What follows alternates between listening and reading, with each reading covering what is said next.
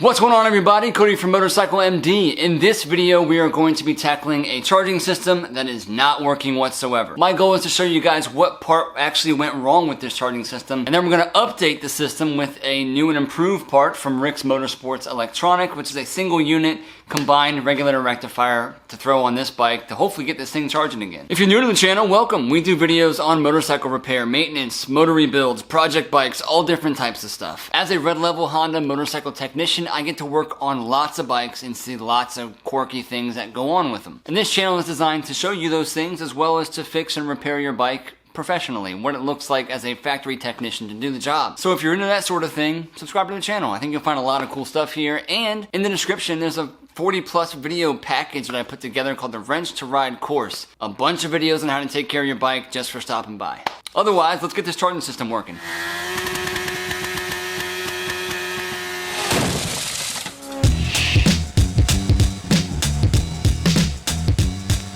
So first and foremost, I realized it wasn't charging by doing the basic charging system check, okay? Setting your meter to volts DC. On the battery, over on this side, you're gonna put positive to positive, black to negative, start the bike up, rev it up around 3,000, 4,000 RPM, and you should see a spike in voltage and what it's charging the battery with. Obviously, standard voltage is around 12.2, 12.4 for a healthy battery. While it's idling, or sometimes right off of idle, which is why we're revving it up, you should see somewhere around 13 to 14 volts. It shouldn't be steadily climbing up into 16, 17. That means it's overcharging. In this case, we had nothing. The battery voltage was just continuing to drop. If I turned the high beam on, it would drop even faster. No charging output was going to the battery, which is our problem. But this thing has been house wired with a bunch of crazy stuff, so I had to kind of figure that out. But what I wanted to go to first on these systems is a split system. You have a regulator, you have a rectifier. Then you have your AC output, which is down over by the stator on the other side of the motor. But the rectifiers on especially old bikes and even new bikes are typically the ones that carry the most problems because they can wear out. These things actually get pretty darn hot in the process of changing AC to DC and tends to be the most common part to go bad on charging systems. So with these old split systems, what we're going to do is we're going to remove all of this and then we're going to replace it with an updated regulator rectifier system that you would see on a modern bike that combines these units into one, find a place to put this, hook it all up correctly, and then see if this thing's going to charge or not. So because I know that these parts go bad first, the first thing that you got to do is you got to understand how the rectifier is actually working. These parts are made up internally of what we call diodes. Diodes are a one-way valve for electricity. And with a schematic like this, off this bike, we can actually focus our attention on the rectifier unit. These are the diodes. 1, 2, 3, 4, 5, 6. If you look at the way the diode image, the symbol of it has an arrowhead with a line in front of it. What this is designed to say is that power can come through this, but it cannot leave, okay?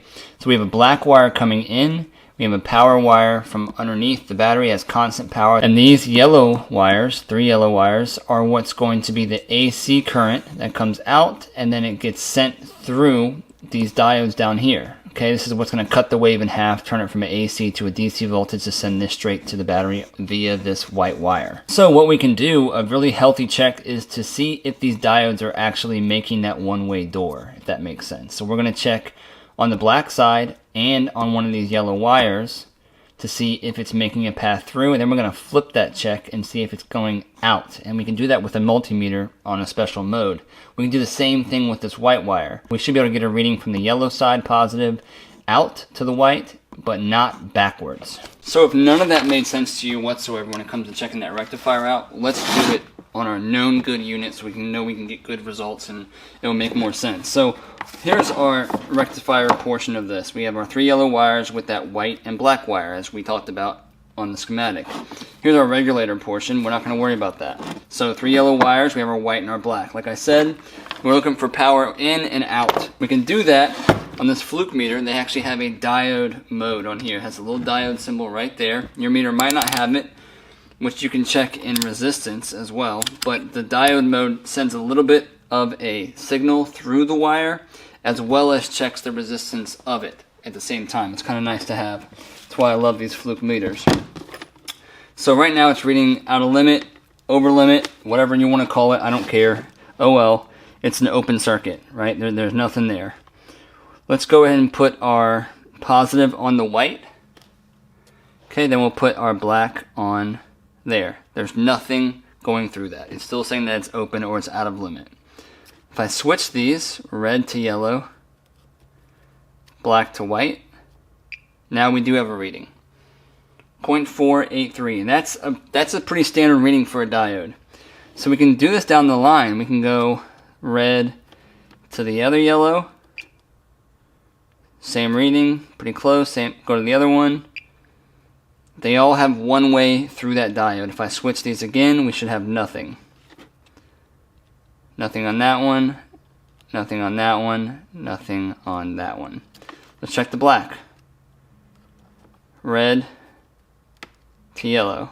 We have a reading. Reading. Reading. Let's swap these. Black to black. Red to the yellows. Nothing, nothing, and nothing. These diodes are healthy. They're only pushing current one way through them. That's exactly what we want. Let's check it on the bike. So here's our rectifier right here. We have our 3 yellow wires, supposed to be a black and a white wire going to the back of this. But it wasn't hooked up on this bike, and the reason why is because when I powered one side of this and I went to hook up the black line from this lead right here, it sparked and arced right here. There's voltage coming out of this thing when the key was on that shouldn't be. And I realized that with obviously physical sparks, but we can check this as well. So here is our connector, the 3 yellow wires coming out. This is either black or white. I'm not sure which one goes here. Who cares? Right now we're just going to be concerned with checking the diode mode of this. We'll put a red on yellow and we'll go to either one of these. We have a connection to this one. We have a connection to this one. Let's check the other yellow. Same thing. No resistance. It's just wide open to it. Same thing. Now let's swap these. Remember what we got on the other one? No reading. Still got a reading. Still got a reading on all of these yellow ones. This thing is smoked out. This thing is bad. Should not be getting that kind of reading as you saw with what we got with the other one. So, we're not going to worry about keeping this. We're not going to worry about keeping that. We're going to update the system with the combined unit. Let's do it. I will shout out Rix. This is the component that we will be using. This is a great company. They do a lot of updated stuff for old bikes. You'll be amazed at how much stuff they are making for old vintage stuff. I've had little to no problems with them really. If I did have an issue with a component or electronic part that I bought, I just let them know. I got a new one. It was good to go. But it's cool that they offer this for this bike in particular, this KZ400. They tell you a lot of information on these as well as a cheat sheet on how to wire this thing back up. Super helpful to have, as well as some extra parts if need be. Here's our regulator portion, and then we have our 3 black, brown, and green wires coming off of this, which is why the wires for this unit that we bought matched them, because it is specific to this bike, which I appreciate Rick's doing.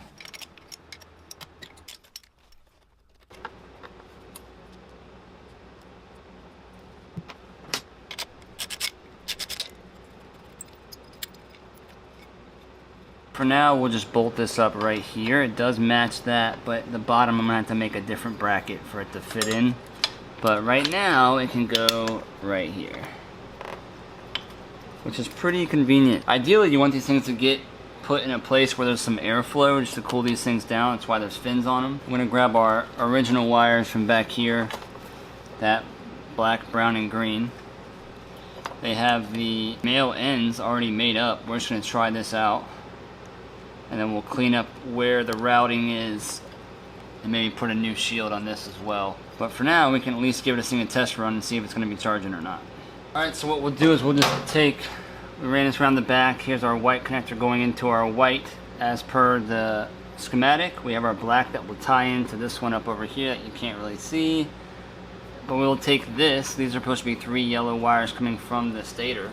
And we will make new female connectors to plug these into. Got some nice connectors that we'll use. And we can just lop this thing off. It's not matter what yellow wire goes to what yellow wire. First crimp goes over the wire. Second crimp goes over the insulate. Alright, rinse and repeat. Awesome.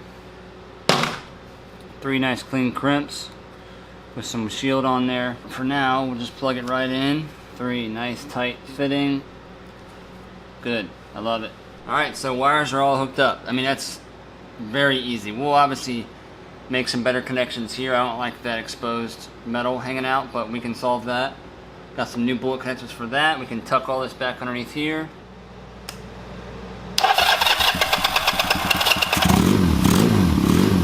If you saw how much that battery dropped and just the state of health that it's in, it's not the best. The key most important part to any good charging system diagnosis is having a fresh, good battery to test off of, because you'll get wonky readings if you don't. So we're doing our best. This battery does need to be replaced though.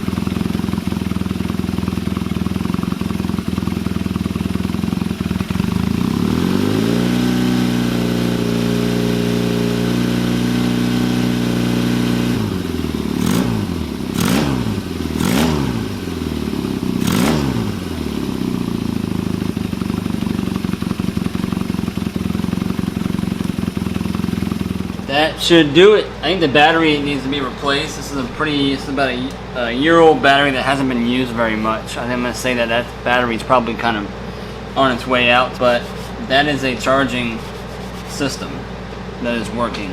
Definitely more than what it was before, because it was nothing. So I'm going to take that as a huge win.